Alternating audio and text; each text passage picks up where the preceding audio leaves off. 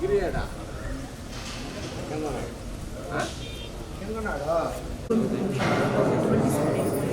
ఇంకా మన శక్తిపీఠం తరఫున మహిళా జాగృతి అందరినీ కూడా సంక్రాంతి రాబోతూ ఉన్నది. మన తెలుగు వారందరికీ కూడాను చాలా ప్రత్యేకమైనటువంటి పండుగ. ముఖ్యంగా మనం పేపర్లో చూస్తూ ఉన్నాం, టీవీలో వింటూ ఉన్నాం. సిటీలో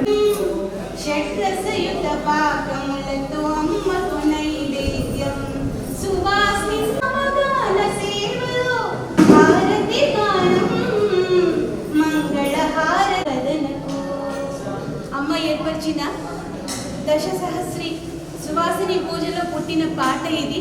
ఆవిడ చరణాలకు అర్పిస్తున్నాను. ఇది నివేదన కంటే నేను రాసి పాడతాను. ఆ రోజు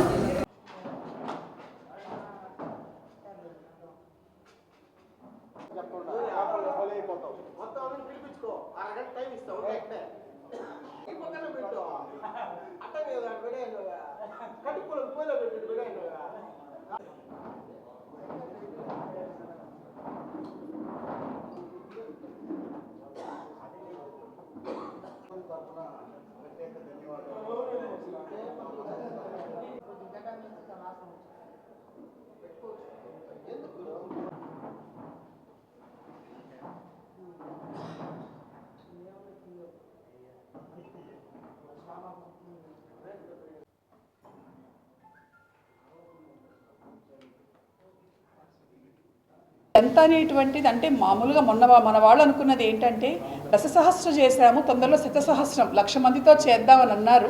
అయితే అది ఎంతవరకు మనం సాధ్యము, అంత వేదిక ఎక్కడ ఉన్నది, ఎలా సమకూర్చుకోవాలి, ఇవన్నీ కూడా ఆలోచించి ముందుకు వెళదాము అనేటువంటి ఆలోచన. అంటే ప్రధానంగా ప్రత్యేకంగా ఏమిటనంటే ఈ పీఠం మహిళా ప్రాధాన్యత కలిగినటువంటి కార్యక్రమాలతో మనకు ముందుకు వెళ్తూ ఉన్నది. హిందూ ధర్మంలో మహిళల యొక్క ప్రత్యేకతను చాటి చెప్పటమే శ్రీశక్తిపీఠ లక్ష్యంగా. ఒక్క మాటలో చెప్పాలంటే to the women, for the women, by the women, ఆ సంకల్పంతో మనం ముందుకు వెళ్ళటం అనేది జరుగుతూ ఉన్నది. గిన్నిస్ రికార్డు అనేటువంటిది ప్రపంచవ్యాప్తంగా ఎలా ఉంటుందంటే ఏ గొప్ప పని చేసినా ప్రపంచవ్యాప్తంగా తెలియాలి అని అంటే ఒక గుర్తింపు కావాల్సి వస్తున్నది ఇవాళ ప్రపంచంలో. అయితే అదృష్టవశాత్తు మన మీడియా చాలా అద్భుతంగా పనిచేయటం వల్ల చిన్న కుగ్రామంలో జరిగినటువంటి ఒక విషయం కూడా ప్రపంచవ్యాప్తంగా విశ్వవ్యాప్తంగా తెలియజేసేటువంటి పనిని అద్భుతంగా చేయటం జరుగుతున్నది. అందులో భాగంగా ఆ గుర్తింపు అనేటువంటిది మనకి గిన్నిస్ వరల్డ్ రికార్డ్ అనేటువంటి ఒక మార్గం మనకు కనిపిస్తూ ఉన్నది. ప్రపంచంలో ఎవరూ చేయనటువంటి ఒక పని చేసినప్పుడు ఇటువంటి ఒక రికార్డుని వాళ్ళు అందజేయటం జరుగుతూ ఉన్నది.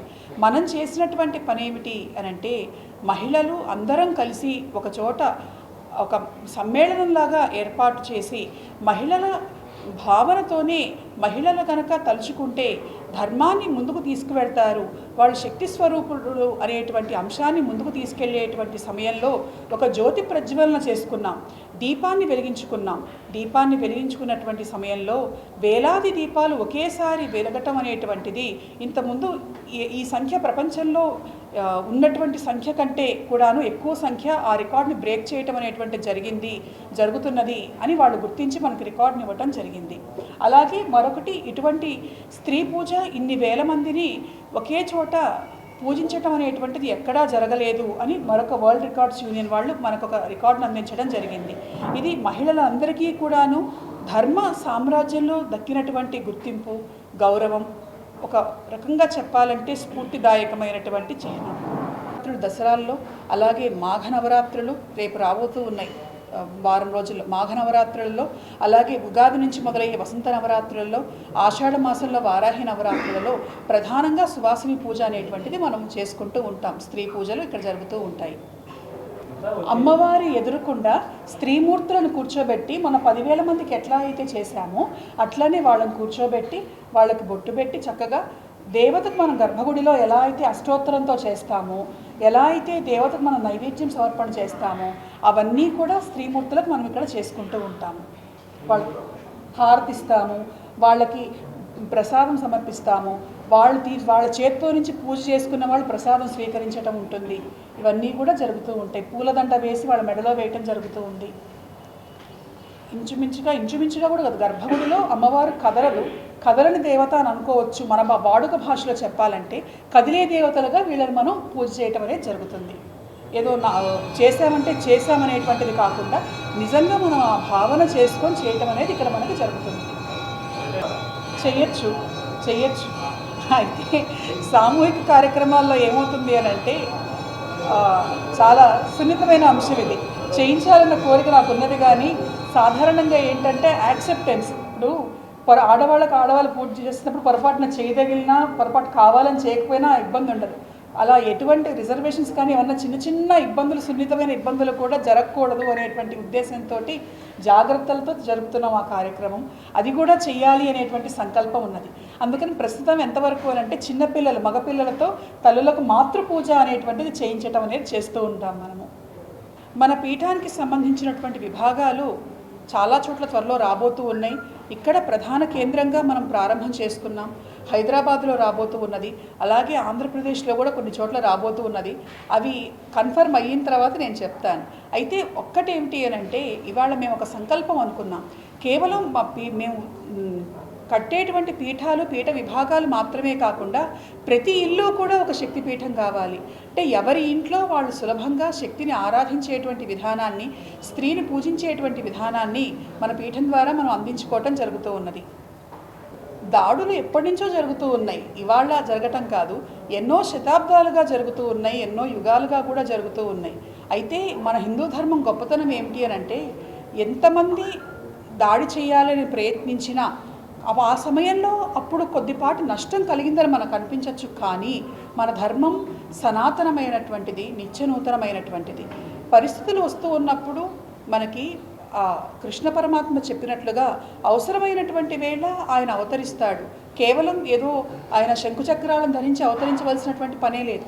కలియుగంలో మానవుడే దేవుడు అని చెప్పి హిందూ ధర్మాన్ని ఆచరించేటువంటి ప్రతి ఒక్కళ్ళు కూడాను ఎలాంటి ఇబ్బందులు హిందూ మతం ఎదుర్కొంటున్నది వాటిని ఖచ్చితంగా ఖండించి తీరాలి. ముఖ్యంగా నేను ఉన్నటువంటి ఈ స్థానంలో ఎక్కడైనా ఎప్పుడైనా సరే అటువంటి సంఘటనలు జరిగితే ఖచ్చితంగా మన పీఠం నుంచి పనిచేస్తున్నటువంటి శక్తిసేన అనేటువంటి విభాగము, దానికి సంబంధించినటువంటి చర్యలు వారు చేపట్టడము, దానికి సంబంధించినటువంటి కార్యాచరణ చేయటం అనేటువంటిది జరుగుతూ ఉన్నది. శక్తిసేన అంటే మన శక్తిపీఠం ప్రధానంగా పెట్టుకున్నటువంటి సంకల్పం. సరే, అలౌకికంగా ఇక్కడ వచ్చేటువంటి భక్తుల కష్టాలు, బాధలు తొలగించడంతో పాటుగా మంత్ర మార్గంతో అందరూ కూడా ముందుకు వెళ్ళటం, ప్రత్యేకంగా మహిళలు ముందుకు వెళ్ళటం, అందులో భాగంగా శక్తిపీఠం ఆశయాలు ఏవైతే ఉన్నాయో ఈ శక్తిపీఠాన్ని విచ్చేసేటువంటి భక్తులందరూ కూడాను ఆ ఆశయాలు ముందుకు తీసుకువెళ్ళటం కోసం ఒక విభాగంగా శక్తిసేన అనేటువంటి ఒక విభాగాన్ని ఏర్పరచుకున్నాం. ఈ శక్తిసేన అనేటువంటి పేరు కూడా మేము కొత్తగా పెట్టుకున్నది కాదు. లలితాదేవి చరిత్రలో భండాసుర సంహారం జరిగినప్పుడు అమ్మవారు శక్తిసేనను మొదటగా ఆమె సృష్టించింది. తన శరీరంలో నుంచి కోట్లాది మంది స్త్రీమూర్తులను సృష్టించి రాక్షస సంహారానికి కారణమైంది. అలా అధర్మాన్ని ఎదిరించడానికి, ధర్మ సంస్థాపన కోసం, ధర్మ పరిరక్షణ ధ్యేయంగా ఈ శక్తిపీఠ ఆశయాలను ముందుకు తీసుకెళ్ళటం కోసం శక్తిసేనను మనం ఏర్పాటు చేసుకున్నాం. మన వాళ్ళందరూ కూడా అందుకు సంబంధించినటువంటి కార్యాచరణ చేయటం, దాన ధర్మ కార్యక్రమములను నిర్వహించడం అనేటువంటిది జరుగుతూ ఉంటుంది. 10,000 మందికి కూడా ఉచితంగా సువాసిని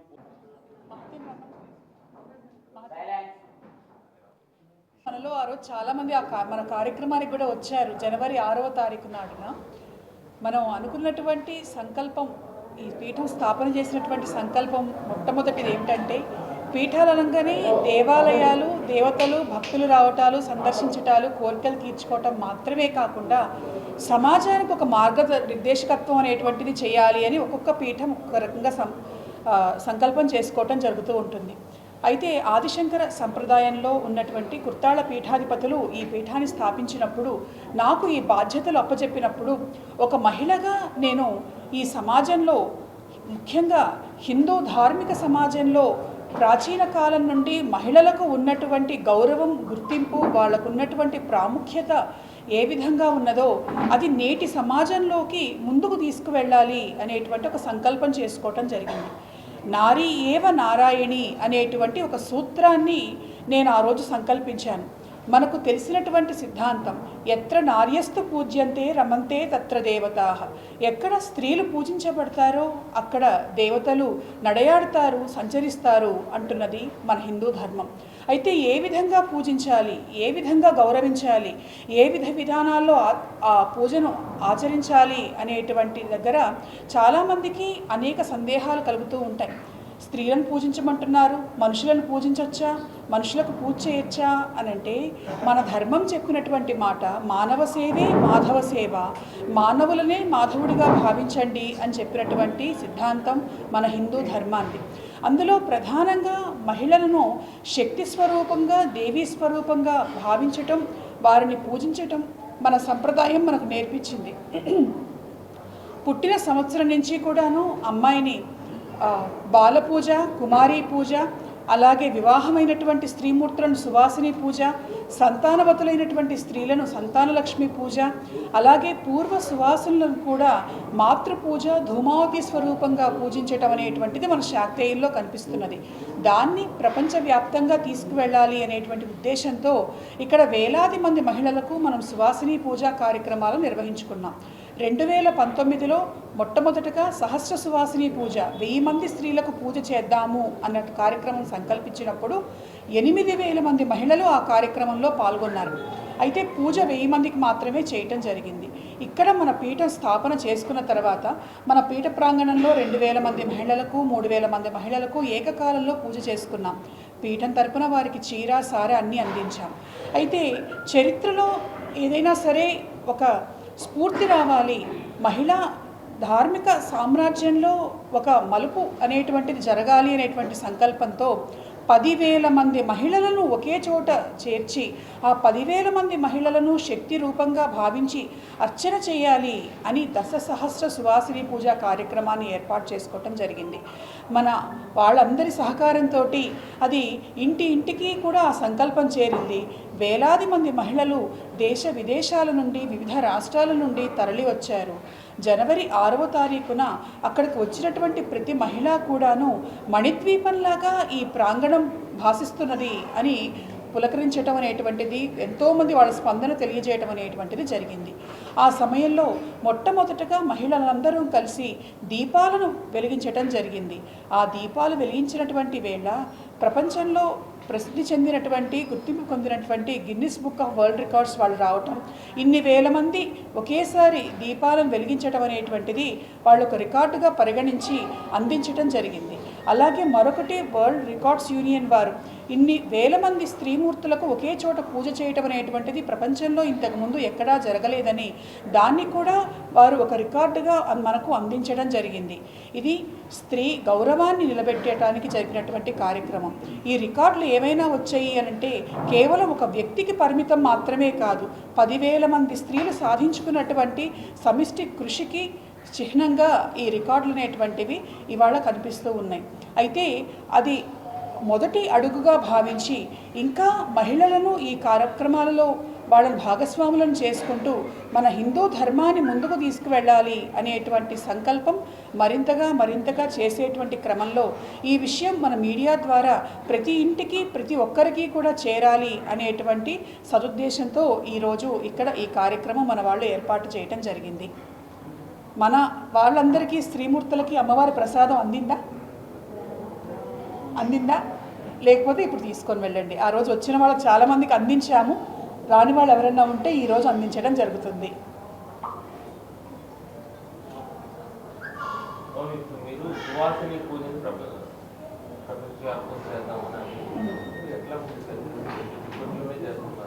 లేదు, ఇంతకు ముందర కూడా మనం అమెరికాలో చేశాము, ఇంగ్లాండ్, యూకేలో కూడా ఫ్రాన్స్లో అడిగారు. అయితే కోవిడ్ కారణాల వల్ల నేను మిగిలినటువంటి దేశాలకు వెళ్ళటం అనేటువంటిది ఆగింది కోవిడ్ కారణం వల్ల.